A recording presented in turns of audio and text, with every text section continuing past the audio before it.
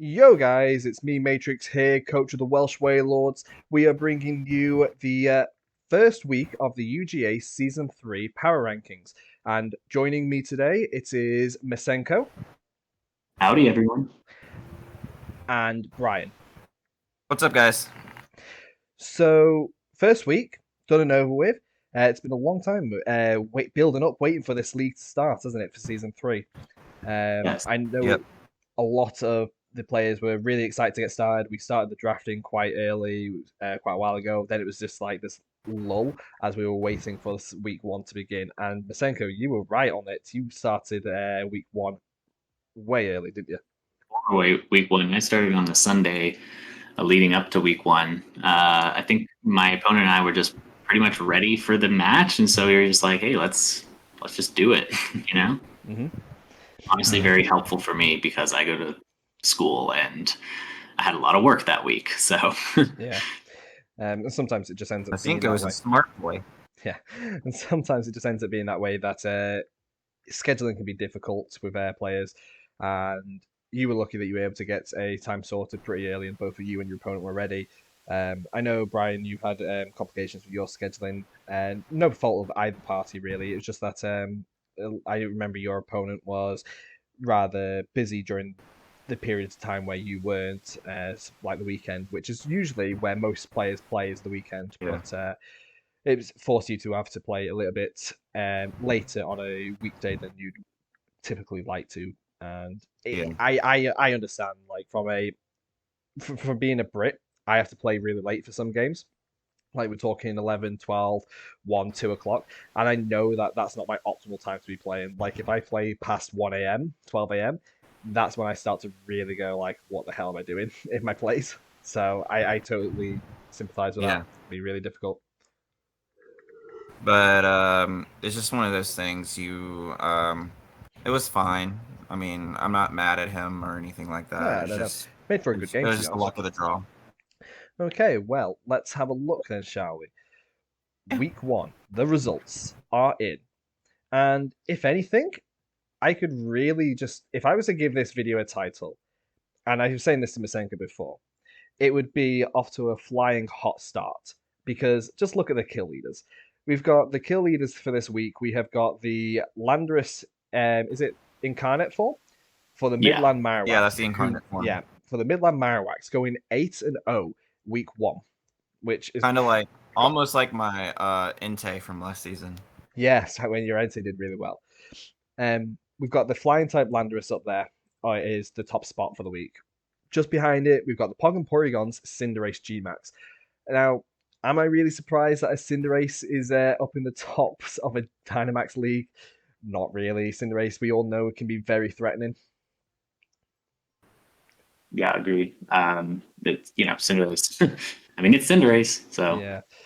if you can just start with it and start to snowball it, it just can pick up those kills, and so you'll see it at a lot of the leaderboards probably throughout the divisions. Yeah. Definitely.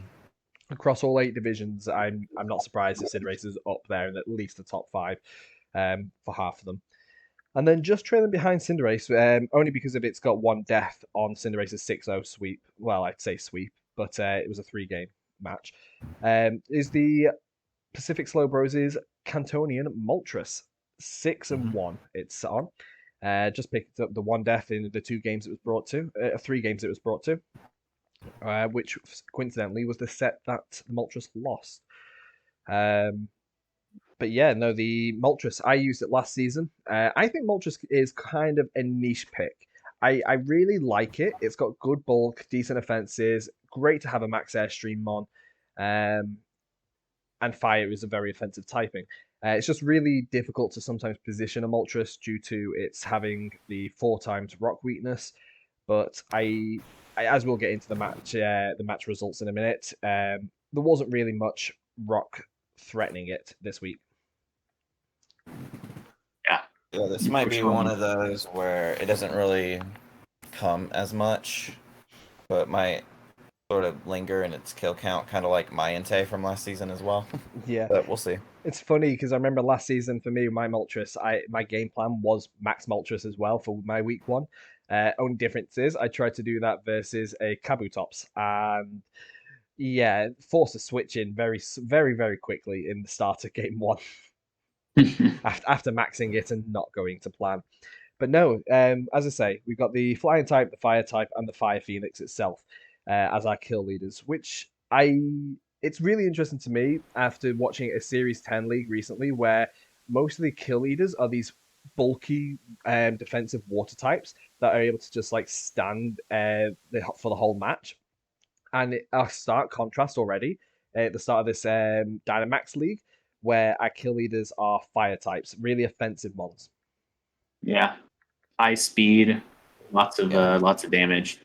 So unfortunately, we didn't get to see the Landorus in action. There was no video from it, so Yeah. I'd be curious to see exactly how he, piloted the Landorus.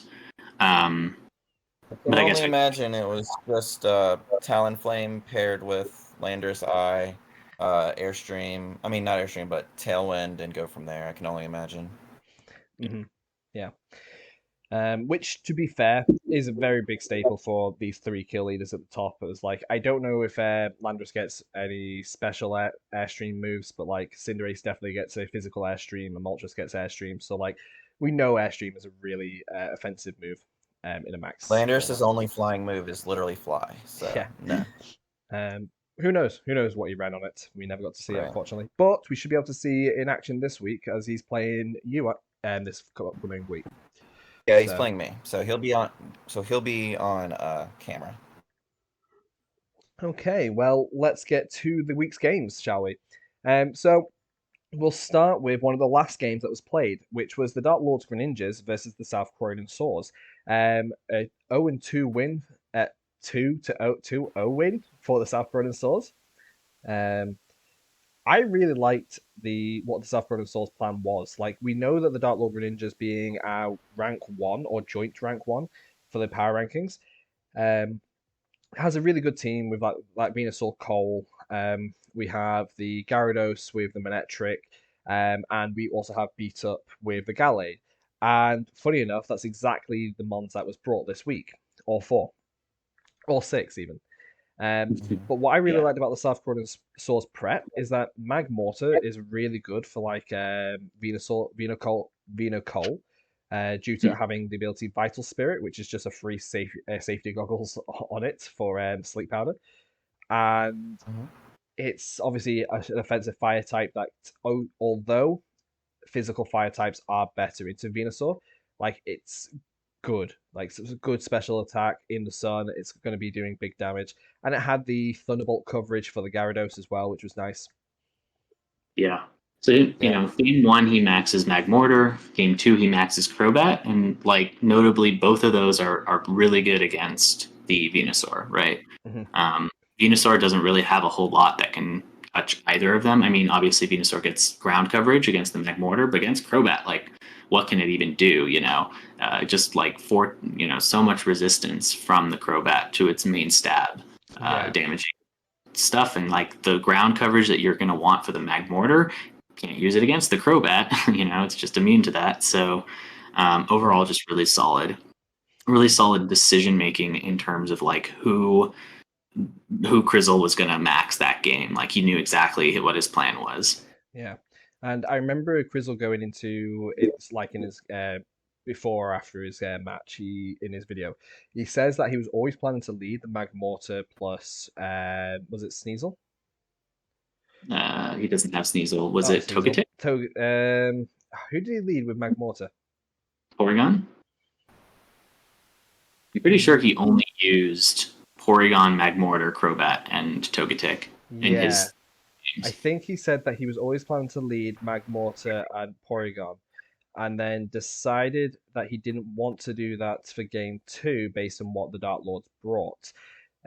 So he changed it up to have Crobat lead, and decided it almost in the moment to max it, and I really like that because it gained a lot of speed control for the Porygon to be able to hit really hard and really fast. Yeah. What I also really liked about it is that, like, you know, you usually see a Porygon and you expect it to max.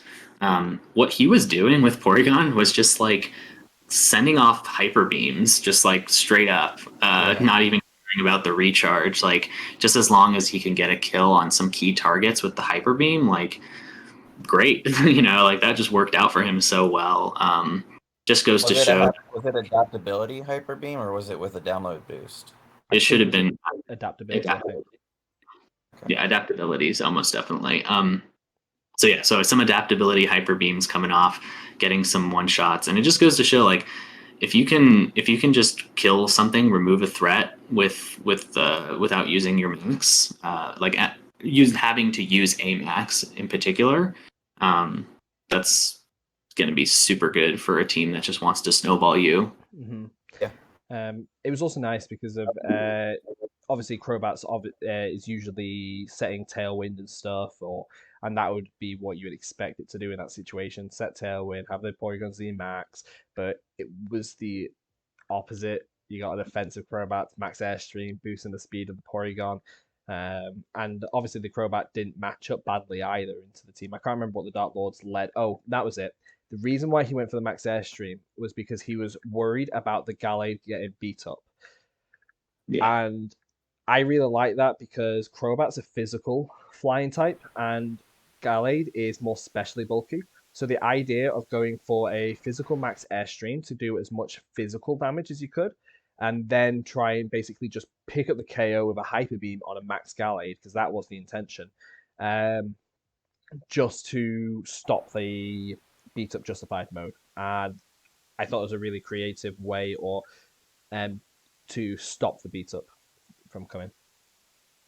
Yeah, and I think there's some nice things to say about the Dark Lord's side as well. I think like there's some interesting prep things there, and I think obviously like Gyarados Manectric is like super strong, but I just think that he had no footing. He couldn't find his footing against this like super aggressive strategy that Crystal was bringing. Yeah, I felt like the Dark Lords almost were predictable in the fact that, and the Crizzle exploited that. Like he led the Gyarados game 1, and although he didn't expect the Wakamberry on the Gyarados, he knew that he risked the max Lightning, expecting the Dark Lords not to switch out to get the Manectric in, because you don't always expect a max Lightning from a Magmortar. So the South Korean, for the Dark Lord's perspective, they were pretty safe to max the Gyarados.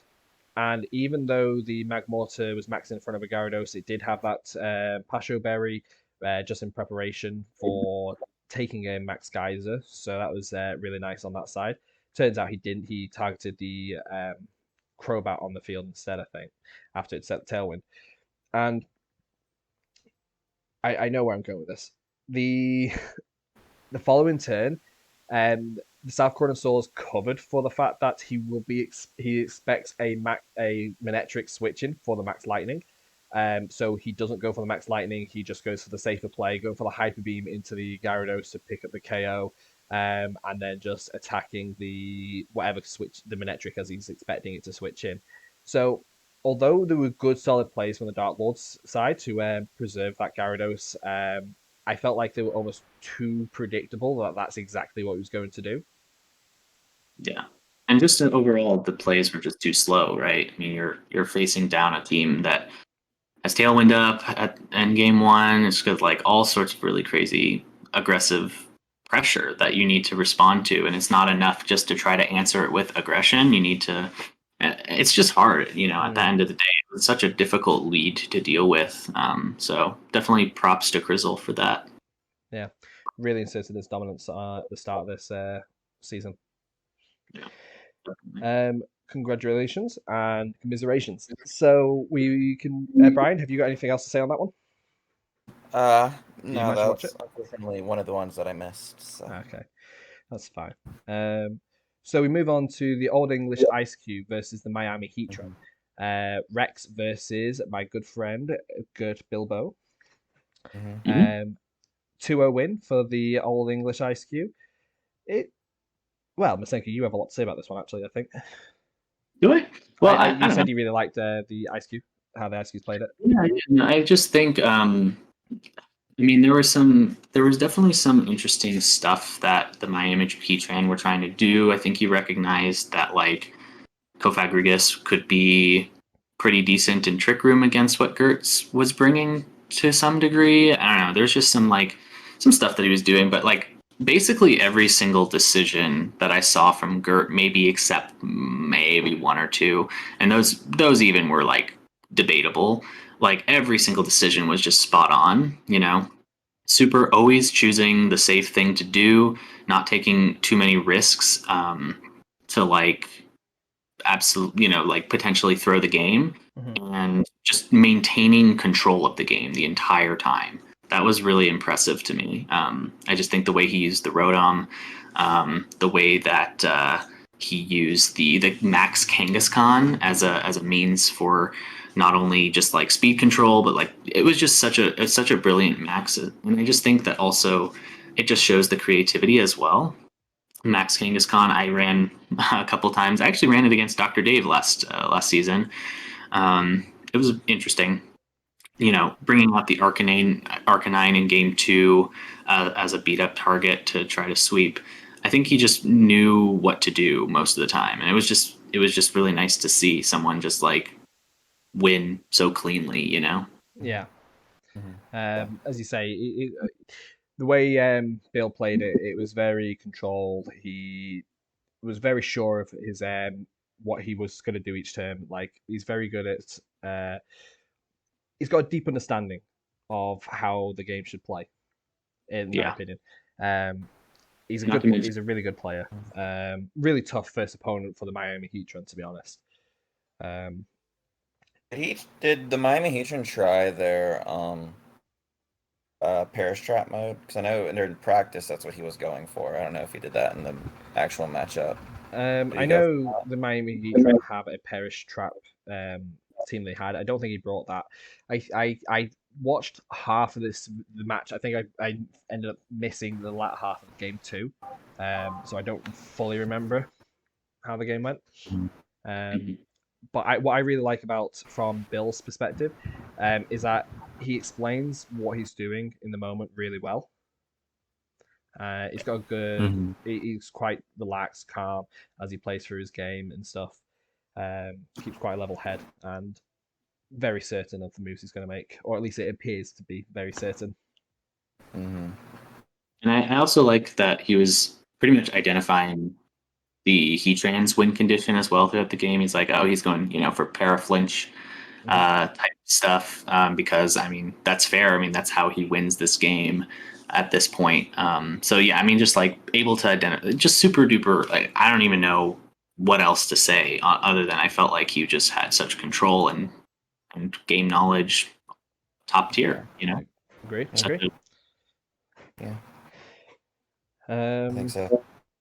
Yeah, there's not really much else to say. I expect Bill to play similar in his future matchups, and hopefully the Heatrans are able to get off to a second better start, I suppose. Because I know they've got that multitude of weather modes on their team. It's really interesting to see how that can run going forwards. Yeah. Yeah, I would also recommend to Rex if he's listening. Like, I think you were going for something in that game that was like maybe a little bit too overcomplicated. I think try to stick to your modes at first and just kind of learn how your team works in a more general sense. Sometimes it's not a bad thing. You don't have to like counter every little thing that your opponent was doing. And do your research. I think game 1 didn't he try to fake out the Kangaskhan? Ended up max. Yeah, that's like a mistake in general. Even if the Kangaskhan doesn't max there, it gets inner focus. So like it's not like that fake out does anything per se. I don't remember if Bill ran inner focus or if he ran Scrappy. I feel like he ran Scrappy. He ran Scrappy, but it's still not something that you want to risk, in my opinion, just right out the gate, unless you're trying to gain information. But even then, like you can gain that information from like switching into Stoutland with Intimidate, right? Like you don't need to wait to fake out there. That's true. I remember seeing that and thinking like, oof. Just a little technical thing, so just a couple tips there. But we can move on, I think. Yeah. So game 3 we're talking about is the Pacific Slowbros versus the Crymych Coalossals. 2-1 win to the Slow Bros. Really good set actually. I really enjoy the tech. I always enjoy the games from Dr. Dave. I know Dave didn't get to record this match himself, so we ended up watching it from the Slow Bros perspective. And Otto doesn't always have time to give commentary or any post comms. But I really would have loved to have known. He was saying about how in game 2 the Salazzle, the choice spec Salazzle, really threw a wrench in his plans. But I don't know. We'll start with game 1. I don't remember game 1 overly well. I just remember game 2. Game 1 was Dr. Dave putting in some work with the double, just getting it super tanky and defensive. Yes. Ultimately, the Moltres comes in and takes advantage of Double's Fluffy, I think, and just it's to be able to kill it. But it doesn't go down right away. It was very, very survivable. I think if he had been running any sort of rock coverage against that Moltres, it was definitely would have given him a little bit more of an advantage. I don't know if Double does get rock coverage or not, but maybe he could have considered that. I know he ran it with Payback, I think, for the Dragapult, just so he can hit the Dragapult. Yeah. Because obviously, when you're running a double against a strong ghost type like Dragapult, like obviously he's going for the. I don't even think he ran Stab on it, like any normal moves. I think it was literally Cotton Guard, Payback, Body Press, and I don't know if he ran Protect or not. I don't remember what his 4th move was. Yeah, I don't know. There might have been Grassy Glide. I'm not sure. But no, Double is really. I really have always wanted to use a double in draft, but I'm always scared of the fact that it can't hit ghosts very well. And I think it's better in a series 10 to be able to set up like that. Yeah. But no, the Coalossals did a really interesting strat with a double. It did become very unkillable, but the Slow Bros were able to just take advantage of the Moltres in the end and take it out. And obviously the Coalossals not having a rock type coverage move, I don't think, on anything, or at least it didn't show that there was a rock type coverage, really put the Slow Bros in a favourable position to just steamroll the next few games with the Moltres. Oh, he had G-Max Lapras as well, didn't he? That was even the Lapras wasn't doing enough damage. I'm trying to think physical Lapras, Yes. which game 2, wow. Yeah. Perish Song Lapras with what was it? He just something like that. He just sorry. I thought it had steel coverage. Am I wrong? Yeah, it might have had steel. It might have had an Iron Head for Steel Spike. Yeah. Yeah, that's what I thought. Yeah. Well, cool. So just quickly about the games in general, about Otto's performance. I think definitely, he might have had a more less predictable opponent than Gurt did for the old English Eiscues, but I still think, regardless of that, he just played such a patient and controlled game. Overall, recognize, if I can just stall some of this out, the Max Moltres in the back is going to win for this set. I think he just played such a patient game, and I think he kind of, once he saw all the tricks that Dr. Dave had up his sleeve, he was able to just kind of respond to that by game 3 at least, and just have a really solid plan there. Yeah, I remember there was one point where was it game 1 or game 2 where he wasn't sure what to really do with his Dragapult because there was a double on the field, the Lapras was in the field, and at this point it hadn't been revealed whether the Lapras was special or physical. So playing to the fact that most Laprases are special, he just, in a panic, just clicked Shadow Ball into the double type thing because he wasn't sure what to do and he didn't think it really made much difference what he did. But he then later finds out that it is physical and he has both Will-O-Wisp and Breaking Swipe on the Dragapult. So I'm pretty sure after that he's a lot more confident in his plays because he's like, oh well, if this Lapras comes out, he can just Will-O-Wisp or Breaking Swipe it if he needed to. which is Yeah. really good. It was all about finding information out, and I remember him saying about his game one how he didn't want to just rush it. He didn't want to just go take it on head on, and just play a bit more control, a bit more patient, as you said, um, Yeah. which ultimately allowed him to win the game. Which takes us to game number 2, which is, well, as I say, the tech with the Perish song. And now, what I really liked about this Perish song is that although he was aware, the Slowbros were aware, like, he's got Perish song, does he click it here? Well, this Slowbros is like, nah, he's not going to click it here because he's got nothing to trap me with. Like, there's no way he can trap me in. And it just shows that Perish song doesn't always need to be able to trap, because what it did, Dave kind of engineered a situation where, okay, he's clicked Perish song turn 1. Now in 3 turns time, even though your mons are in the field, they're going to have to switch out, or you lose one.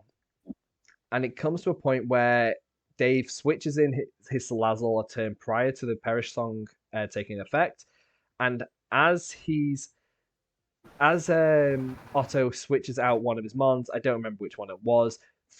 I think does he do the double switch into Moltres and Yeah. he goes for a double switch into Tapu Bulu and Moltres to avoid his healthy mons taking a dying to the Perish song. And as he goes for the switch in, we see a Choice Spec Salazzle fire off a Sludge Wave into the Tapu Bulu on the switch in and the Moltres, taking the Moltres, which was his essentially Otto's max target for the game, and so was Tapu Bulu. Both of these mons were his max targets for the match, seeing as they were in the back after having quite a supported lead.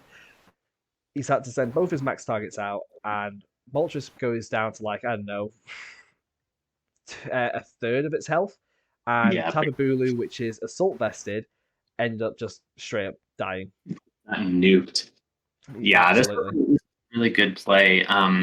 As you were saying, the Perish song is really interesting because it just puts a timer on you to force you to take it out. So to some degree, like, even though you're not guaranteeing kills here, like, you're still putting a lot of pressure on the opponent.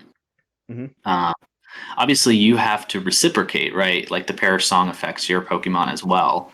But if you're more prepared to deal with that than your opponent is, that definitely puts you in a better position overall. I'm curious to see what else Dr. Dave comes up with. I think just in general, those were some really creative plays. Yeah. I don't remember too much about Game 3. I think Slowbros just were a lot more commanding in Game 3. I think the Coalossals kind of faltered a little bit in what they were bringing. But yeah, I mean, I think at that point, once again, like I said, Otto had kind of like seen what his plan was and seen some of the tricks that he had up his sleeve. So he was just able to take back control of the game and just sort of like dictate the pace of Game 3. Got the max Moltres going, just basically killed most of the stuff, allowed Heracross to... Heracross, that was it. Amazing positioning for the Heracross. Heracross was so threatening the entire series, honestly. It was such a good bring. Yeah. Once you got that extreme boost stuff onto the Heracross, and the Heracross being Heracross is one of those mons that could really benefits from like an airstream boost or just a +1 speed. So that was really good, I thought. Totally agree. Yeah, I think that's about all I had to say about it. I thought it was a really fun match. No, I really enjoyed it. I like the offensive Salazzle. I know Salazzle really has a good supportive moveset as well. So I personally like offensive Salazzle a lot. I think I ran it a couple of times in the Lord Helix League that we had. Yeah. So I really like the offensive Salazzle for this week.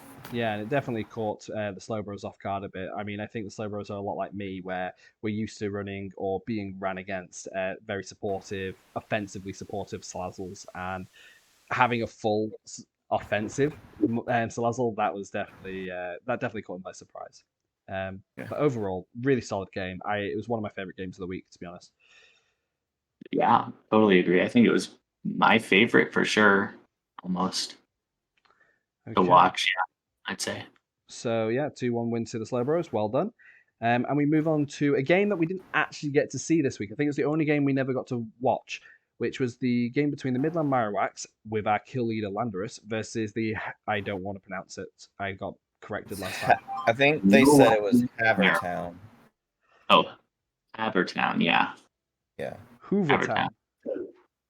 Havertown? I don't Havertown. know. I'll have to double check the pronunciation. But yeah, Yeah, have a town.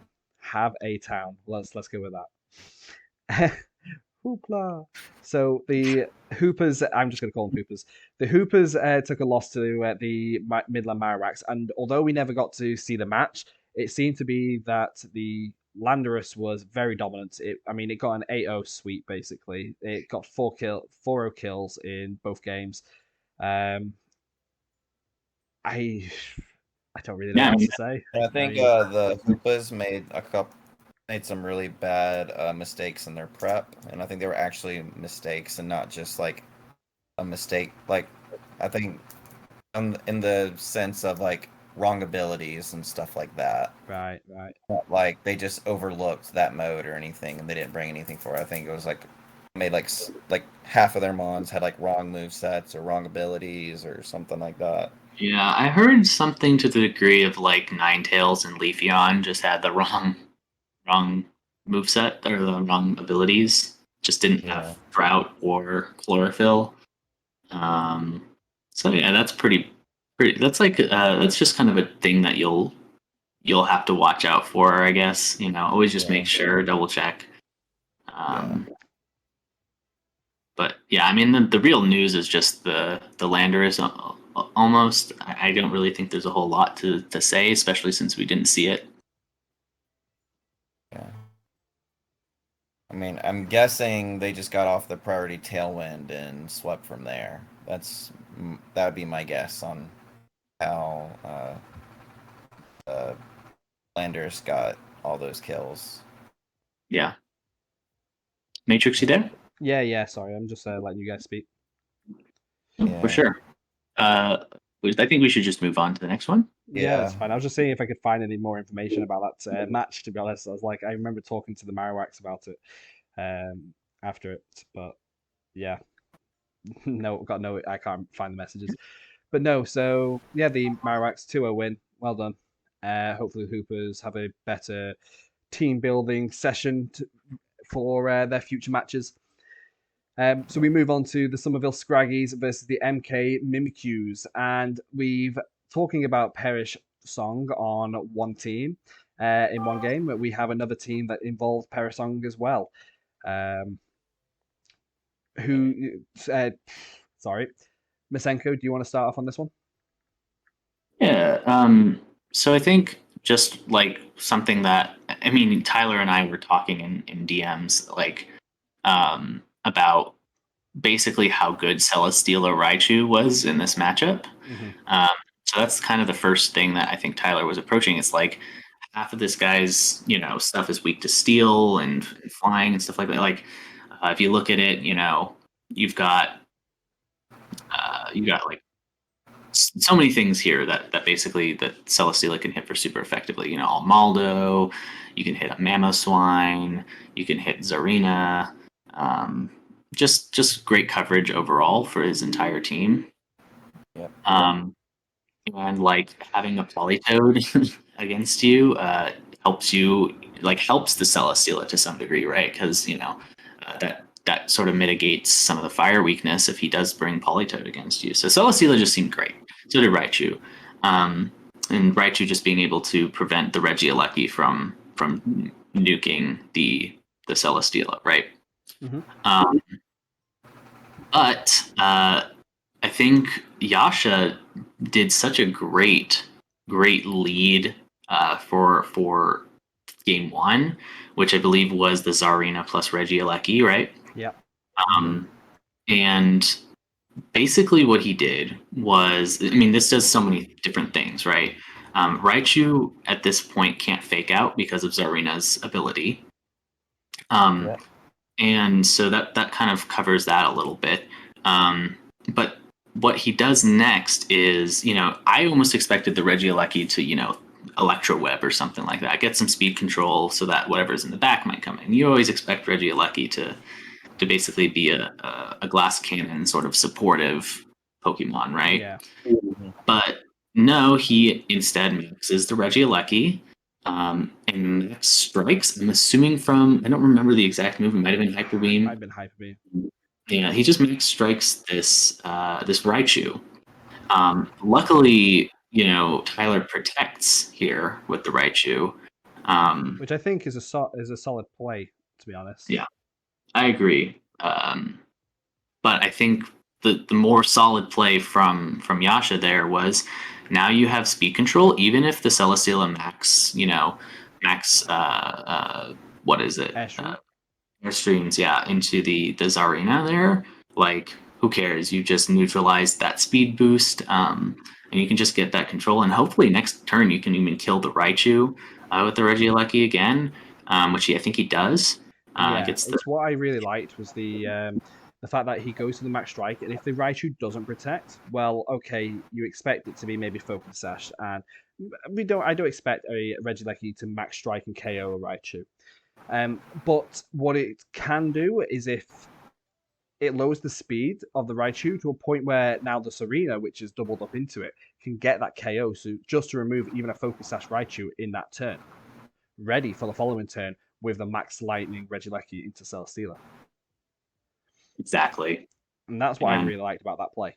He recognizes that the Raichu is an issue, and that should be where his focus lies in the opening turns.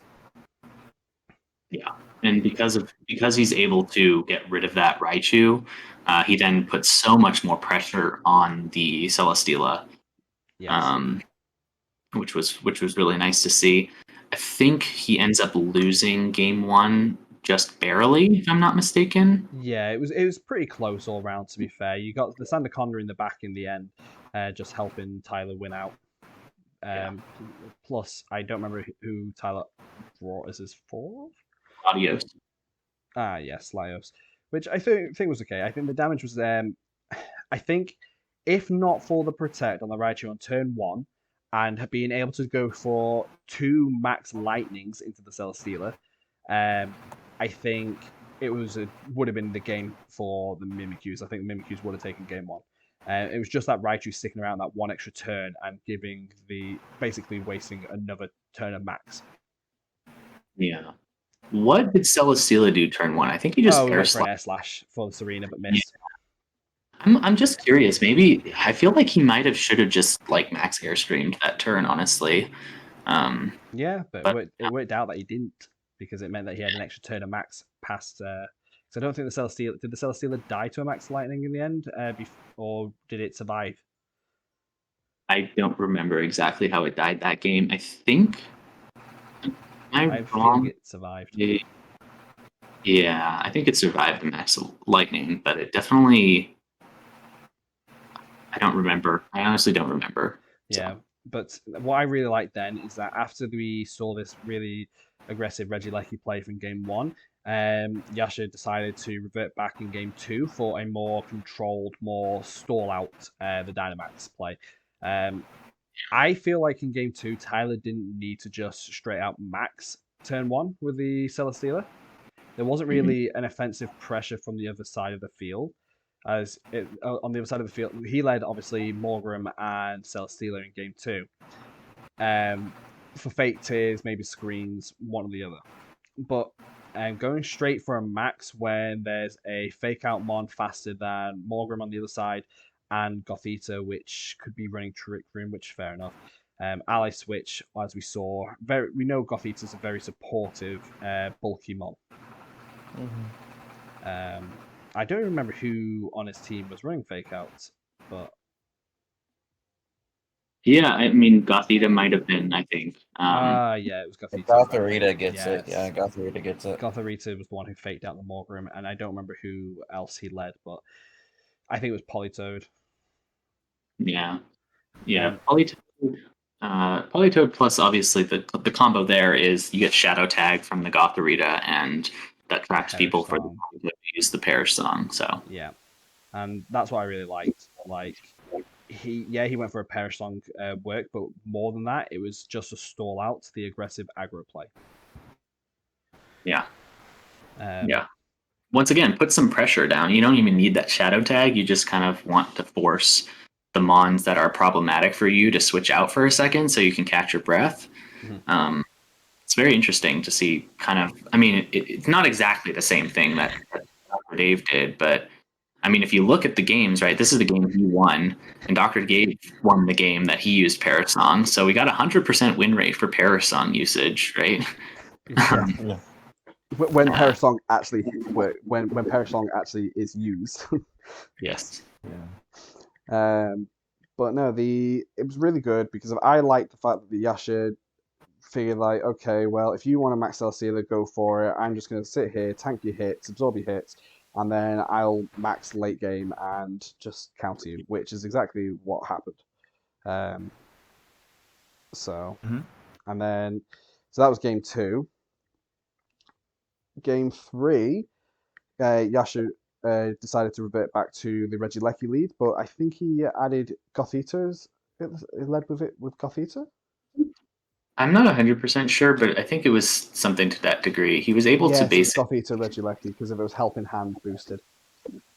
Yeah, he was able to basically put some fake out pressure down, and because he saw that Tyler was hesitant to bring the Raichu, right? Last game he didn't even bring that Raichu, or maybe he did, but I don't. I think Tyler brought it game 2, but I think Yasha decided that made the right call and that Tyler wasn't going to bring it for game 3 because Raichu didn't really add much to the game in game 2.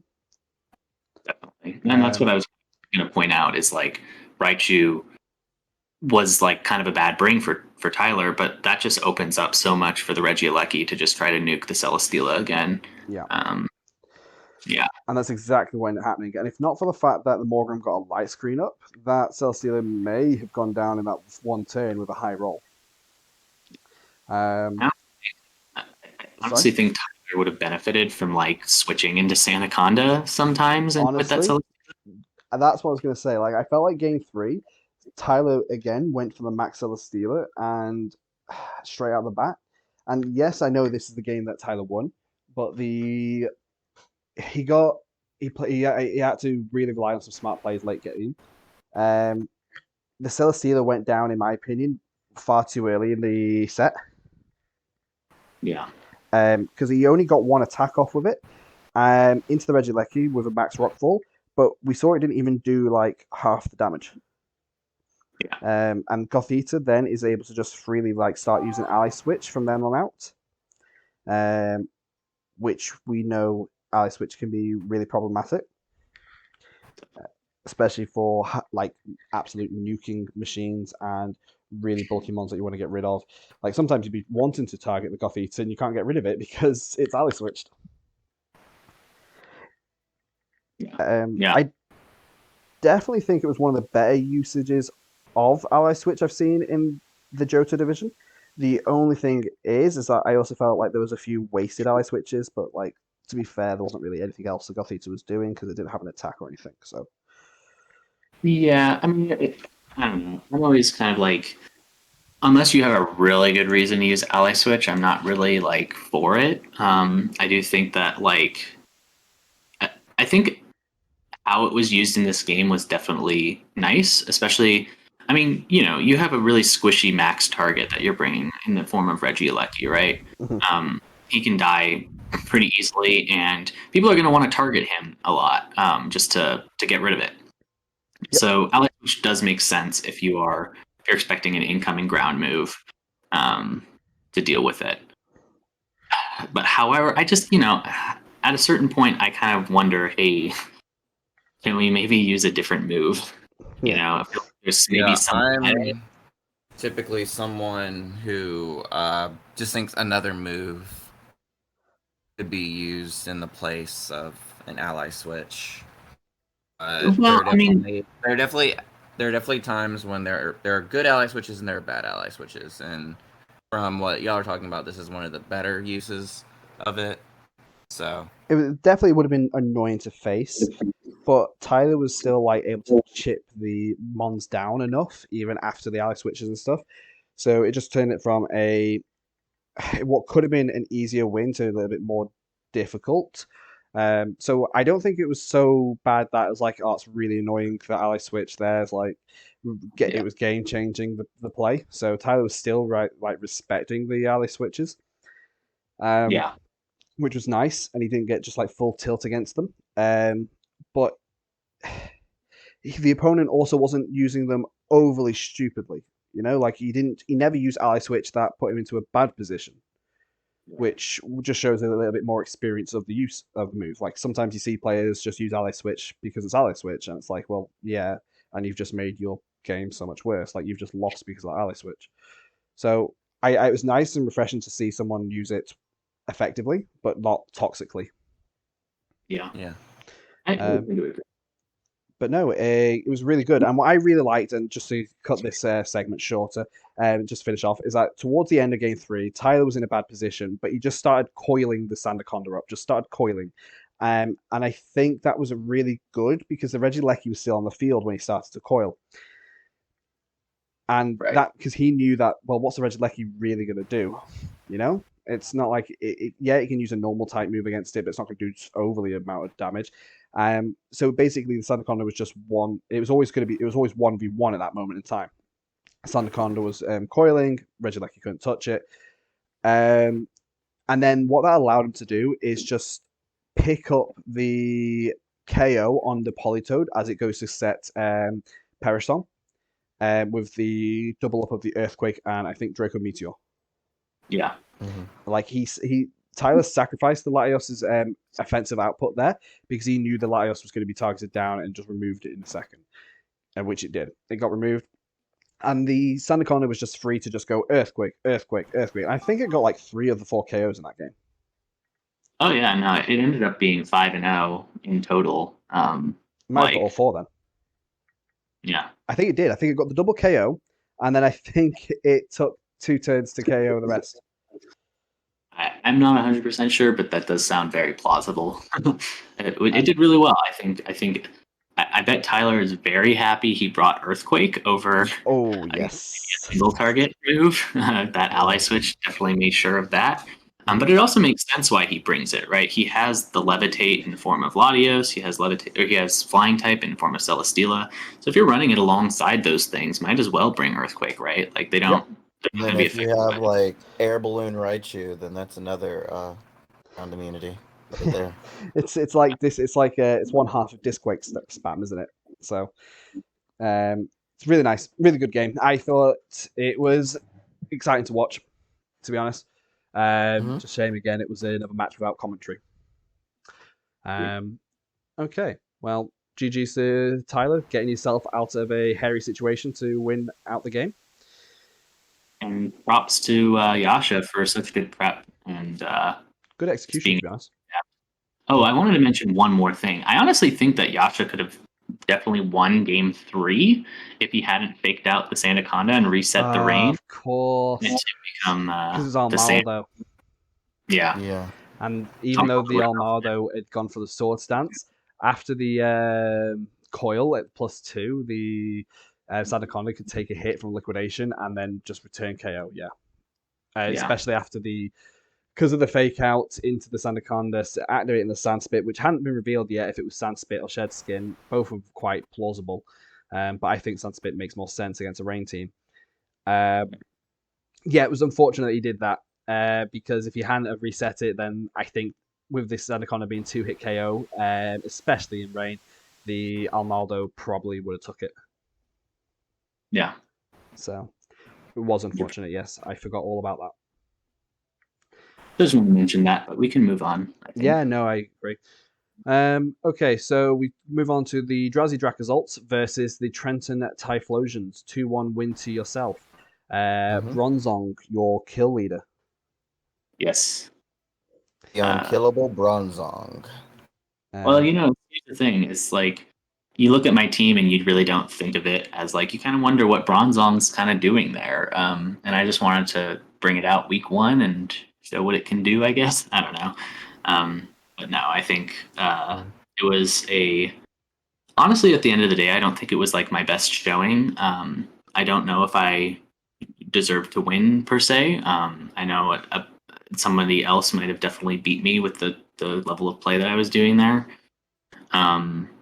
But not to say that I was waiting for you to. I was waiting for you to come for that. I was waiting for you. Not to say that the Scrunch and Typhlosions played badly. I don't think they did. I think they actually made a technical mistake in game 3. They timed out during the picks, the selection for the Mon selection.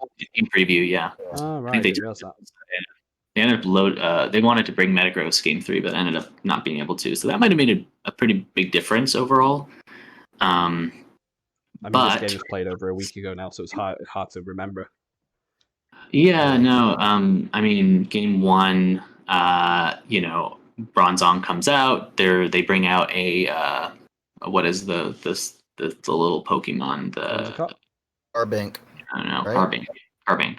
Carbink. Yeah, Carbink sets Trick Room for me, which I was appreciative of. Yeah, I did remember that. I was thinking, Yeah, that ended up working in my favor pretty nicely. Toxicroak kind of did his job of, he activated the weakness policy on the Metagross, but I wanted to see if it was there. So it's still good damage, I thought. Yeah, I knew it obviously did a lot of damage. And being able to just do a little bit of chip with Bullet Punch was nice. So overall, like, I don't know. I thought game 1 and 3 were your strongest games, obviously because, well, you won them, but also because they were the 2 games that Bronzong came to. Obviously, when you're facing the Trenton Typhlosions, something I noticed is that his team is very physical. It's incredibly physical. He doesn't really have much in the terms of special attackers outside of, say, Swampert, Whimsicott, and that's about the limit of his special attackers. I mean, what he has got in physical offense is strong, like Garchomp, Metagross, but they can be. Although he can't intimidate one or lower the stats, they can be easily mitigated by like attack drops, defense buffs, and this is what Bronzong lived for in this game. Like just setting up iron defense. I know you used Regigigas as a max mon for all 3 games, I believe. Mm-hmm. But you weren't using it as the typical max strike type of bot with the Weezing to do big damage. You were using it as more of a defensive normal type max, which has a naturally high attack stat anyway, just to boost your own mons up more with like steel spikes and stuff. Yep. It was a very defensive max, very defensive use of your max, which I think is just as viable of a use. Really helped position your Bronzong to basically just be unkillable. I mean, it never died. It got 5 KOs. It's a Bronzong, and it got 5 KOs. Because it was able to just because it couldn't be killed. I'm a huge fan of the support max. Like Regigigas under Trick Room with Slow Start was like helpful, right? Being able to have Trick Room and I can get those steel spikes off. I don't care about doing too much damage against this team, right? This was a team that went full aggro against me. So the idea is to basically just mitigate until the max is over, and at that point Bronzong is tanky enough to just start body pressing stuff, which is exactly what he did. Yeah, and it did and it well. the Regigigas stays alive long enough to get through its slow start, so it can hit even harder afterwards out of Trick Room. Yeah, that's sort of the idea potentially. Yeah. But no, it was it was a nice start. Unfortunate for the Typhlosions to lose the first week, but I still think that they played a closer game than I was expecting on the matchup. Like just based on the matchup, like admittedly, if you kept to your game plan for game 2, you probably could have won it 2-0. Instead of mixing it up, swapping things. But I understand that you were expecting him to adjust for it into game 2, and that's why he didn't bring the Bronzong, which is fair. Like it's a hard call to make. but the Typhlosions had a good outing regardless, really. Agreed. So yeah, 2-1 win. We move on to the only match I haven't watched this week that was recorded. So I'm going to let you two talk more about this one. The only thing I remember is being told about a certain Meowstic play. But the Pogging Porygons versus is it Milwaukee? Milwaukee. Milwaukee Exenius. Yep. So yeah. But I remember mostly the first matchup. First match, I remember. I think it was the Porygons maxing the Primarina, and then it just going down immediately, basically to the Wild Charge Buffalant. Oh wow, really? Yeah, that's actually what really I remember. Cool. That's a really cool play. Yeah, with it wasn't even like Max Lightning. No. It was Wild Charge, and I was like, yeah, that makes sense because Primarina's physical defense is trash. So when you max, and I'm guessing Buffalant's is pretty high. Its attack is 110. So I don't know the set that the Exenius had. I don't know who. It may have had like one thing. It may have had a little bit of chip, but it definitely went down from max. From the Wild Charge. So the games that they brought. So for their games, they brought mostly Diggersby, Apulele, who was in all 3 games. Yeah, they brought Buffalant during. They brought Buffalant during games 2 and 3. Or no, games 1 and 2. 1 and 2. They brought Rotom Mo for 2 games. I actually really thought it was like, this is more of an aesthetic thing, but I thought it was kind of funny that they had Diggersby and Rotom Mo. It almost felt like a little garden lead or something like that. But I think that like it was just like an interesting match overall. Like Diggersby was doing a lot of damage. Like the Pogging Porygons, what's it called? Hold on, let me think about it. What is it? The pumpkin. Gorgeist. Gorgeist. There you go. Yeah, I thought that was a pretty interesting Pokemon to bring. Like, it did a ton more damage than I ever expected it to do. To be fair, I think if it's the large form pumpkin, which is slow, supersized, then I think its attack stats 100, which is pretty good. With Life Orb and probably access to like Power Whip and stuff. Yeah, it had Power Whip. I don't know if I don't think I had Life Orb. I'm not sure. I know, you know what? It did have Life Orb. I'm pretty sure. It did, yeah. Honestly, I can't remember a whole lot about this game, but basically, game 1, I think the Diggersby was able to sort of clean stuff up alongside the Buffalant after some like hard fought sort of trades that were going on. And then games 2 and 3, kind of similarly, like what happened was there were these trades happening where like everybody was getting chipped for each other, and like, not enough, damage was going around. You have a Max Gorgeist, who was pollen puffed at the last second from Fungus. Fungus is putting the Buffalant to sleep with a Spore, and that kills 2 of his Max turns. So overall, like, just sort of like some like back and forth going on, but then guess what's in the back? Cinderace, right? Cinderace Gmax, and he's just happy to eat up all those half health mons. Yeah, just that's dangerous. Yeah. Yeah, apparently, like it was like the 2 turns. So that was the 2 turns of Max. That was like the two sleep turns that they were talking about in the nominations. That was the thing, because I think at that time I was like doing dishes or something, so I didn't actually see that happening. So yeah, I was going to come back to that and ask about. I believe there was some crucial turns where the Exernius team had 2 turns of sleep or something. Do you remember about that? Yeah. So basically, Buffalant maxes. takes out something next to the no.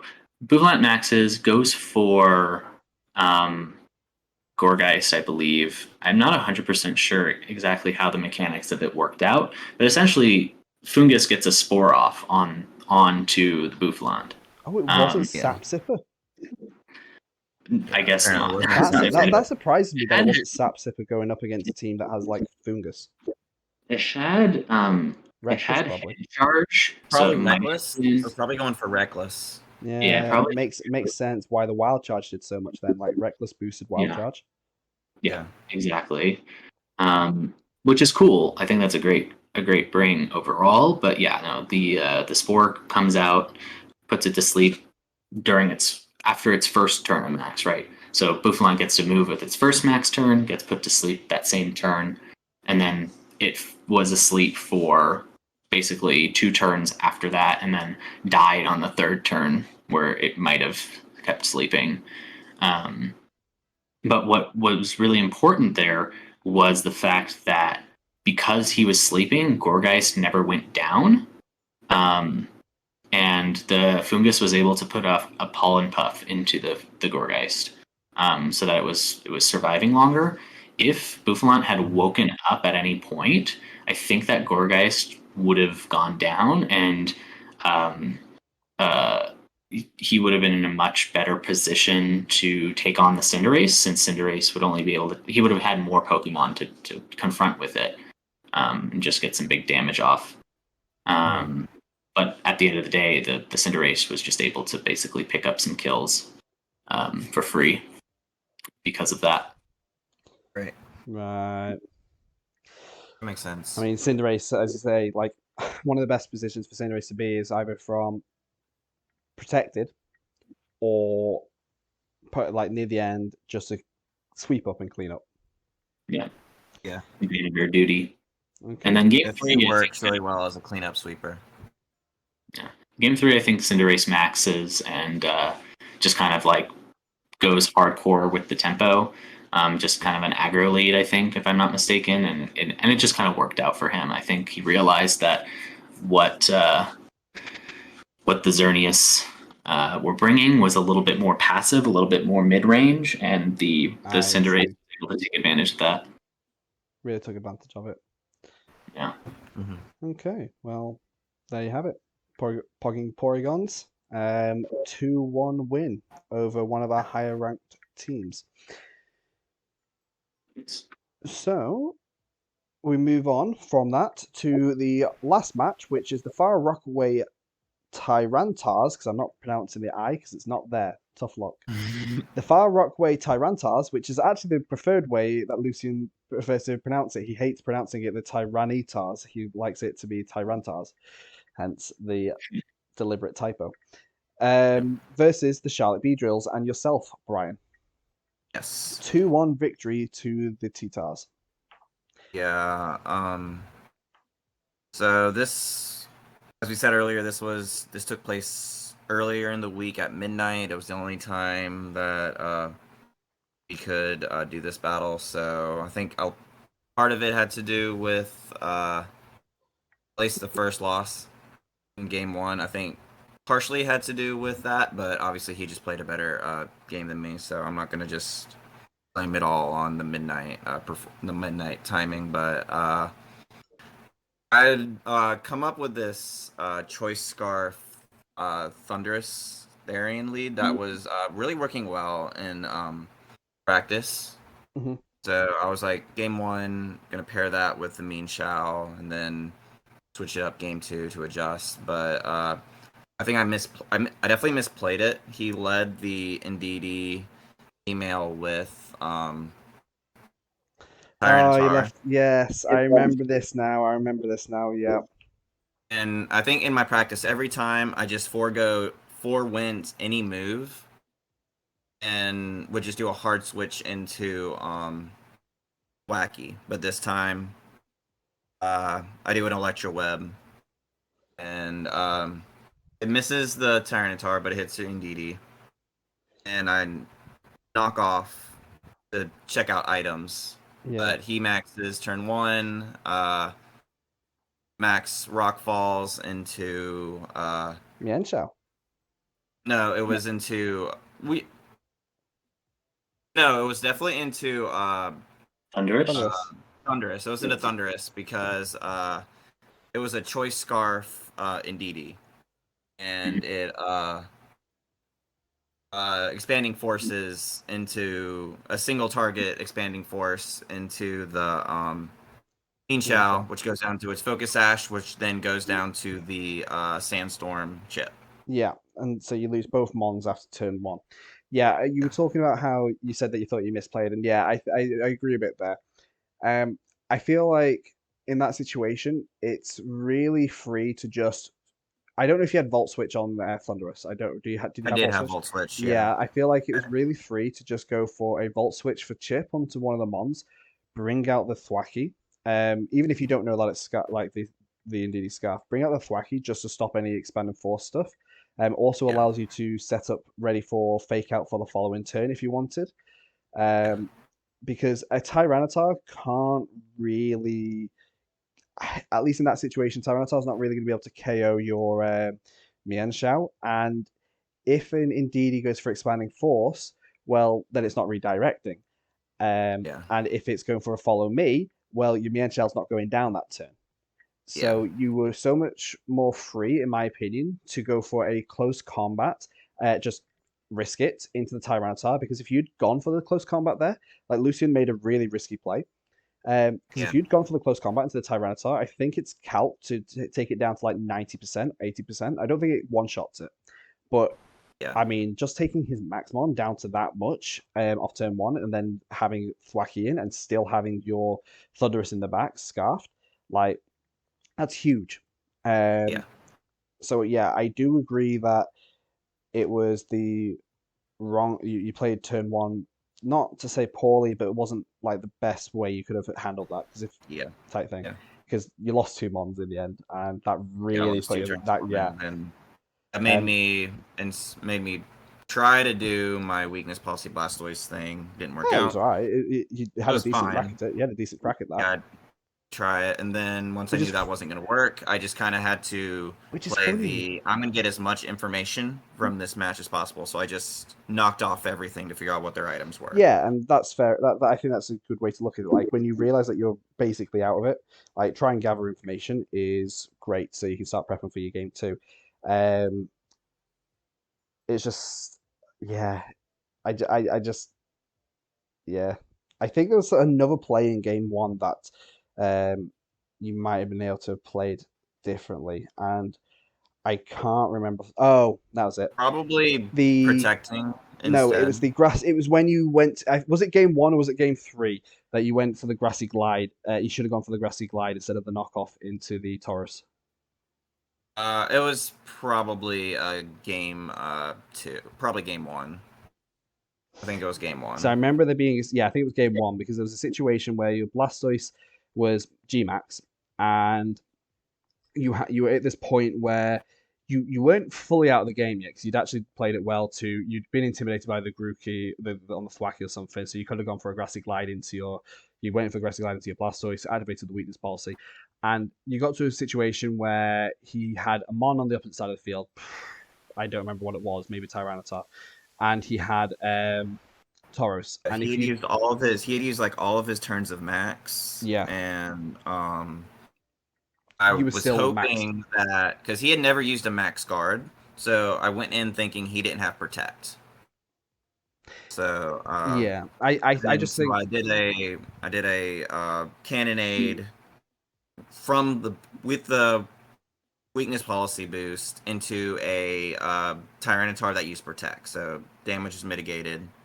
I was like, okay, this game's over. So I think I went down to like 4 HP in that turn or something like that with the close the issue that came, as I was trying to say, is that you would have been better off just going for you went for the knockoff into the Tauros instead of just going for the grassy glide into the Tauros, because if you'd gone for the grassy glide, I don't know what the damage is, but you would have at least had a chance to have KO'd the Tauros. And if you KO'd the Tauros there, then the Tauros doesn't get a Geiger Impact into Blastoise. Blastoise gets to attack the Tyranitar, and then you're in a lot more favorable position, even though he's got another Mon or something in the back. And Yeah. I think that was where you ultimately lost game one. Yeah. Which is a real shame because I feel like for I you to did be able see to, that in my rewatch. That was a better play. That was yeah, definitely a better play in that situation. I think that was the only play you could have made to have a chance of winning, which is a real shame because I feel like based on the Tyranitar's prep and their alternate mode, you had to have won game one in order to have a chance of winning the whole thing, because Yeah.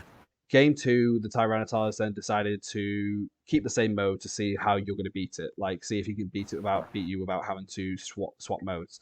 And Yeah. you do. You play a really good game two, and I felt like it was much better than your game one. Where game one, the correct decision we said about with the U-turn, the Volt Switch, the grassy terrain, close combat, that was more of a play that I would expect of you as well. Like that's more your style, like pivoting Yeah. and then just firing off an attack and stuff. Yeah, I definitely should have played terrain game one, so I Yeah. went straight into terrain game two. And then, so yeah, game two you played. I felt a lot more defensively, a lot more like yourself. The way you played it, getting the mill tank into a really good position. Yeah. That was really good. And the whole time, Lucian was thinking, this mill tank is sap sipper, this mill tank is sap sipper. But it's not. It was scrappy, and the intimidates just weren't taking effect on it, and he was doing a lot of swapping. So Lucian also made a few misplays in game two, which allowed you to really take advantage of the game and win out. I don't which think is he really nice. knew that Scrappy was one of the abilities that got boosted to ignore intimidates. I he know. didn't I know think that. I think he does know that. I think he just didn't read that it was saying scrappy lowers intimidate. I think he was like seeing it as like, oh, attack dropped. I don't think he was paying attention to that because I know he Oh, was okay. thinking that it was sap sipper. Yeah, because it was paired next with Wacky. Exactly. So he was always paranoid about that. And the grassy seed tech to boost the Miltank's defense even higher was really nice as well. I kind of played the unkillable Miltank role. Yeah. Kind of, because I was either when I was maxing, I was either Steel spiking. max steel spiking or just max knuckling. Yeah. Yeah. Boosting your defense and the attack. It was really good game. Quite well controlled, and we then move on to game three, which was a little bit of a whitewash. It was the Raikou Tentacruel. Yeah. It was a solid lead. And I led my Wacky Miltank. Yes. And that was a situation where we were talking about it, and I was trying to figure out what I could have done, because Gurtbilbo couldn't do anything. That was something I never brought to any matchup. That wouldn't help me there. And I think we came to a conclusion it should have been Blastoise and Thundurus, yeah. Yeah, and this is where I was saying back to before, like, this was always going to be a set where I think it was going to go 2-1. And I feel like it was dictated off the first game. Because if you'd won game one, then Lucian would have swapped to his other mode for game two. And then you probably would have lost game two, based on how game three went. And then game three would have been, you would have been able to have that information for his whole team and hopefully figure out a way to stop that game two, what was game three lead, the Tentacruel Raikou. And I believe that game three was lost for you the moment you selected your Mons unknowingly. Yeah, I agree. 100%. There really wasn't a lot your lead could have done, nor any switchings you could have done to have beaten that Tentacruel and Raikou lead. Yeah. And it's something that we identified in the post draft recap with the T-Tars. It was something I really liked. I remember pointing it out, saying that, this is really cool. I think Raikou gets Bulldoze and Inner Focus, and Tentacruel, I know, is another clear body mon with weakness policy. Really pops off really fast, base 100 speed. Base 90, I think.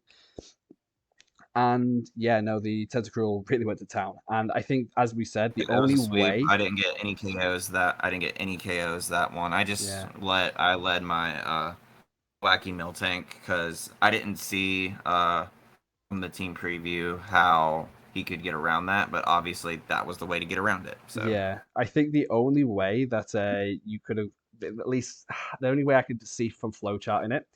It's all hindsight now and in the past, but I think the Volt switch into your own Blastoise to activate your weakness policy, max quaking either Raikou or Tentacruel with your physical Blastoise, whilst also bringing out the Thwacky, hoping that he went for a Max Geyser into the Potentially even going for Electro Web instead, and just going for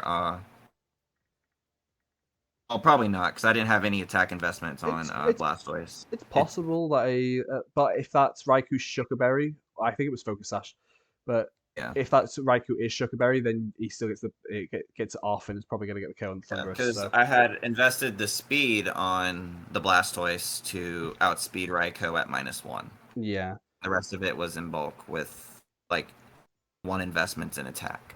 So yeah, I think it was a hard call to make, and I think it would only been a good call, only a call you could have made after seeing that tech in action, and that's what he was planning to do. Yeah. But hey ho, the T-Tars played a really good game. Masenko, you got anything to add? Yeah, no. I think that for me, it's kind of crazy because this league has such great aggros. Like between him and Grizzle, Lucian is like he played a really great aggro game. Like overall, I really enjoyed in game 1 with like Tauros. I mean, it's similar to what the South Cordon Swords did with the Porygon Z with the Tauros, like just firing off a Giga Impact. He doesn't care, right? Like, you know, who cares about the second turn of having to recharge if I can just kill them now, right? The choice scarfed in DD with the expanding force, like that did so much damage in that first turn game 1. It was crazy. Just overall, like such a great player in my opinion. But I do think like there were some mistakes here and there overall. I don't think he had nearly as dominant a showing as Crizzle did. But I still nonetheless think he played really well. I think his Tentacruel Raikou combo was really sick. Definitely put out a ton of damage, especially against a team, with you get clear body on it. You can ignore a lot of the things that Tentacruel is weak against. You have you have so much stuff that Tentacruel would otherwise be weak to if it were not poison type on Bryan's team as well. So like overall, super solid. Yeah. So yeah, there you have it. That's the week 1 results. Sorry guys, it took a little bit of time, but it was nice to just talk about all of them and share our thoughts.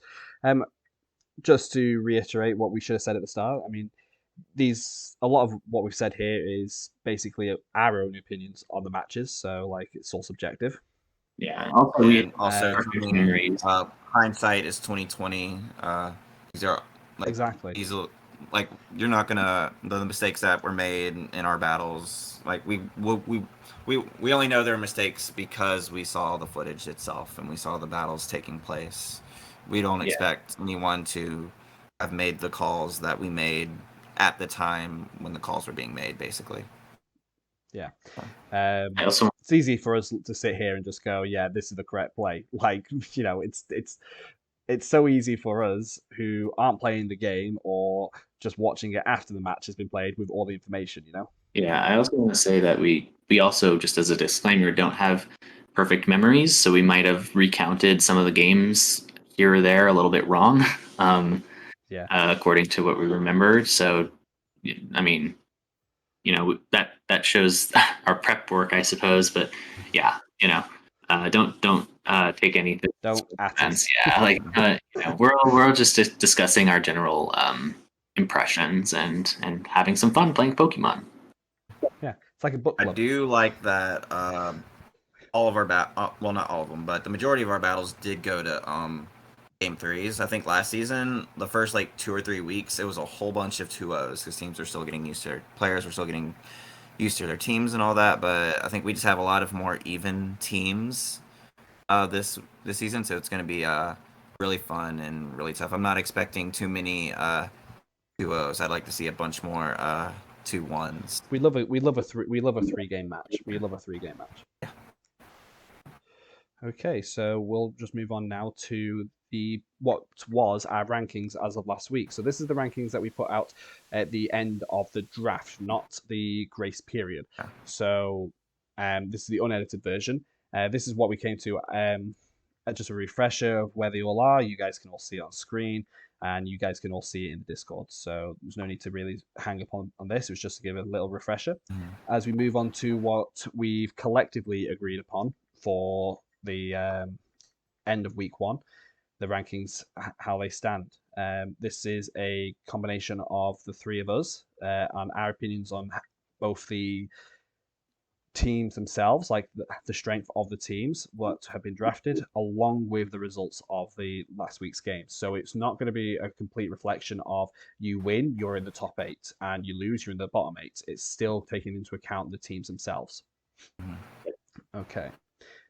Without further ado, this is our results and what we think of. So yeah, we've got it's 16th. We put the Havertown Hoopers, which was we never got to see the match, so it is hard to be able to judge. But the results themselves show like an 8-0 sweep from the Landorus. So obviously, and I believe there was quite a lot of misprep and stuff. So they've dropped down to 16th. We got the Miami Heat Trans in 15th. They were like 13. They dropped from like 13 or something anyway. But like the old English Eiscues played against them, really good game, really controlled it, and the Miami Heat Trans struggled to really enforce any type of their own game plan into the match. They were almost playing to the beat of their opponent's drum. Yeah. In 14th, we have moved up the Trenton Typhlosions. I felt like their outing this week was a lot stronger than what I initially gave credit for on their team against the Drowsy Dracozols, which was ranked as one of our top teams. So you had a top-ranked team going against a bottom-ranked team, and to like get it to a 2-1 is pretty impressive, my opinion. Yeah, the Metagross trade was also very beneficial, I think, for his team. Yeah. Over Coalossal, 100%. Yeah. Really good use of the grace period there, and I think that partially had to do with the 1-2 showing there, because some of the mons that he brought for this matchup were actually mons he picked up during the grace period, like the Metagross, for instance. So. And Metagross and Whimsicott are actually a pretty decent pairing. Yeah. Getting a Metagross to be quite fast is really threatening. I still think that the team isn't the best, personally, just because of like the pure physicality of the whole team, and that it can be a bit countered with a bit of Will-O-Wisps and just some defensive bulky mons. So yeah. But good outing nonetheless. 13th, we got the MK Mimicues. Decent game. I thought it was really good. With the way that they adapted and stuff. It's a shame, really, because I do think like anywhere from like 6th place to 13th are all around the equal footing mark after this first week. The MK, so yeah, the Mimicues. Sorry, they're in 13th. Don't really know what else to say.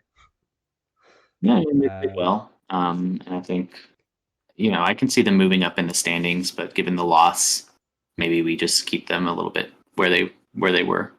Yeah.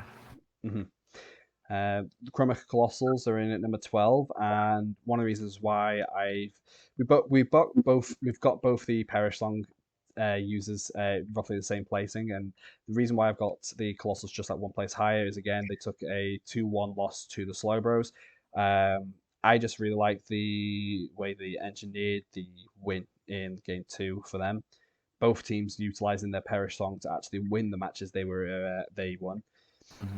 But I think that the Slowbros were a tougher opponent in the match that was played out of the two teams. For the two teams, I feel like the Slowbros were played, no disrespect, but like had a stronger showing than what Tyler did against the Mimicues. And having the Coalossals be able to take a game still against that is just why he just edges out on the Mimicues this week. Yeah. 11th, the Tyrannotars are probably our lowest ranked winning team. It was a good win. There were some mistakes from his side in games 1 and 2. Game 3, really dominant to win, though. the only reason why he's down in 11th is because he was a pretty low ranked team to begin with. So he has shot up the ranks quite a bit from where I think we jointly had him at 14th initially. I expect the Tyranitar to really shoot through the next few weeks, to be honest. He'll rack up the wins. I know what Lucian's like, so looking forward to it. The Marowaks we've got in number 10. We never got to see the match, and it could be argued that maybe he's below the Tyranitars, but you can't argue the fact that he got an 8-0 win, 8-0 sweep with Landorus. So I think it's quite deserving of the 10th place spot at the very least. I really like the trades he made in the grace period to shore up his team a bit, and I know he was already planning on making some trades anyway, which is why his team was looking a little bit wonky past after the draft. He'd already started planning for them trades. But yeah, so super solid win for them. Although it was against the current lowest ranked team. It doesn't make a difference. A win's a win. Super strong outing. Number 9 is the Xerneas team. One of the higher ranked teams actually from the initial rankings. Just had to edge him down just below the Porygons though, due to the Porygons just beating them out. I could argue that 8th and 9th, 7th, 8th, 9th are all around the same well, about equal in terms of each other, but I suppose we have to order them. So Xerneas taking 9th. And the Porygons taking 8th just because they did win the match. Good match between the both of them. I think it's a nice base mark to be around the middle mark of the division at the moment. Charlotte Beedrills, one of our highest placed losers. Not to be, I don't know what else to say. One of the highest placed players who lost this week. I thought it was a super strong outing, at least for game 2. A lot of mistakes in game 1, but the team itself is still pretty strong. So, which is why we've left you up here at number 7. I think just chosen some slightly different plays, and I think it could have been especially game 1. Like we just thought we identified like 2 turns where you could have won the game or just made the wrong decision, but nonetheless, like game 2 was pretty well fought, and well, game 3's in the past. And then we got the Dark Lord Greninjas, who was our rank 1. We can't shoot him down too far. Still a super strong team. I really like the Venocol mode and the Manectric Gyarados, and I'm sure as Dark Lord comes to learn how to use this team a bit more, we'll start seeing some wins and stuff. But he was up against a really strong opponent in Krizzle, a really hyper-aggressive player straight out the back, and Krizzle's always a hard player to face, in my opinion. So I get to face him next. He has, so. Yes. So he has fell down like 6 placings, which is like one of the most furthest drop players from the initial rankings. Just he's high because he started off high. Somerville Scraggies, I thought played a good game. Definitely needs to warm up a bit with his team. His opponent really prepped well though and gave him a good run. Just a few mistakes in my opinion with the way he played his game and not really responding overly well to how his opponent was responding. I do think his opponent had the better response. It just so happens that the Scraggies did have a stronger matchup in the matchup. But nonetheless, he still fought out for a win out of a position where it looked like he was going to lose, and that Sandaconda really helped pull him through, and that, to me, is just a testament of how I think the team's pretty strong. Top 4 now. We've got the Drowsy Dracozolt in 4th. Did drop down a little bit, and it's only because I know you won, but we do currently have the... I just feel like the 3 teams above you played really solid games at the moment. Like, they and you played a really good game. I just feel like it was a little bit shaky at times. It could have been a little bit more confident of a win. I, We already discussed this. yeah, I also think I had a tough matchup into Metagross, and that definitely contributed to Oh yeah, my definitely. struggles. Yeah, no, it was definitely a very not the best performance in my opinion. So I do think I deserve at least or at most fourth, maybe even lower, honestly. I still think it was a good win though. So, pretty offensive team that you were facing off against, and when you've got a team that's not really super strong on the offenses, it can be kind of difficult to position round. So, you played a good disruption and mitigation game. So, South Croydon Soars, really clean 2-0 win. One of our only three. Really aggressive. I thought really good prep. Like if anything, just to me, it was one of the best preps of the week. And I kind of think the way it was played and executed as well was just really good. He read his opponent really well. He didn't take any risky plays that he didn't need to, and yeah, like super strong outing, super strong performance. Yeah.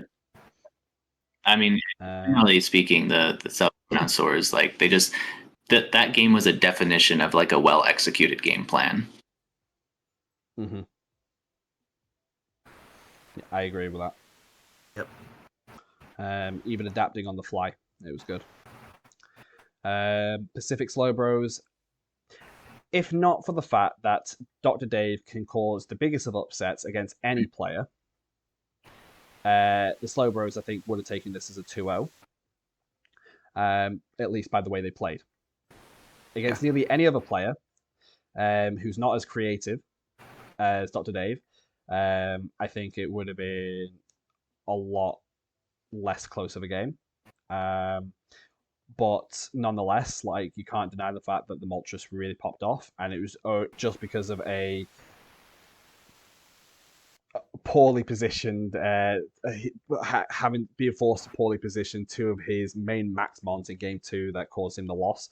But games 1 and 3 were really strong position, really strongly played, really smart as well. Like he never took a risk he didn't need to. He was patient with his games, with his plays, and just allowing his opponent to do what he wanted to do, learning what his opponent was going to do, and then ultimately just playing around it really effectively in game 3.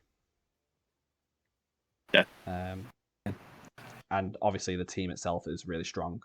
Really like the team, very versatile, very flexible.